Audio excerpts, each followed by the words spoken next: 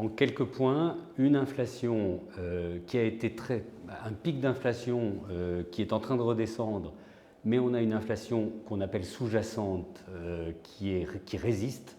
Et on rentre probablement dans une période inflationniste, durablement inflationniste, entre 3 et 4%, ce qui veut dire des taux d'intérêt qui sont beaucoup plus élevés et qui vont le rester au moins jusqu'à fin 2024, de notre point de vue, et donc un coût du crédit qui devient plus cher, des financements qui deviennent plus difficiles à obtenir.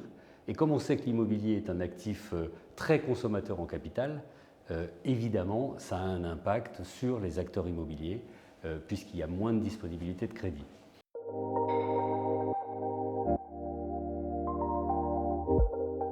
Alors, plusieurs choses. La première chose quand même, ce qu'il faut dire, c'est qu'on rentre dans une période qui, à notre avis, va durer, je n'ai pas de boule de cristal, mais 3-4 ans, dans laquelle les prix de l'immobilier vont baisser, de manière extrêmement variée selon la catégorie d'actifs, les localisations, la qualité fonctionnelle, la flexibilité des actifs, la qualité environnementale, etc. Donc on va avoir des réajustements de prix. Ça aura évidemment un impact sur les acteurs, mais ça va aussi, nous rentrons dans un monde qui va être profondément différent, qui est profondément différent que le monde que nous quittons. On ne sera plus drivé par la baisse des taux d'intérêt, mais beaucoup plus par les évolutions sociétales, par les évolutions environnementales, l'impact du changement climatique, et ça va vouloir dire beaucoup plus d'implication, de créativité de la part des acteurs de l'immobilier, que ce soit les investisseurs, les promoteurs, les gestionnaires d'actifs, etc., pour faire évoluer leurs actifs. Et je pense qu'on rentre dans un monde qui sera caractérisé par beaucoup plus de restructuration et de transformation d'actifs existants en d'autres usages que dans un monde de construction neuve comme on l'était jusqu'à présent.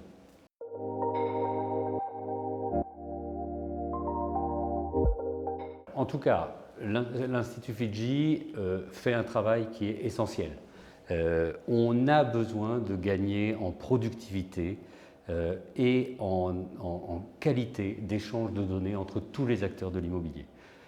C'est un travail extrêmement long d'évangélisation, de mise en place de groupes de travail, de formalisation de standards, etc.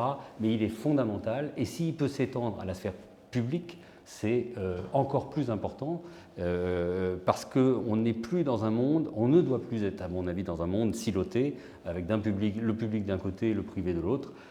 Les acteurs doivent se parler, mais au-delà de se parler, échanger des données, échanger des documents, et ça de manière standardisée et le plus automatisée possible.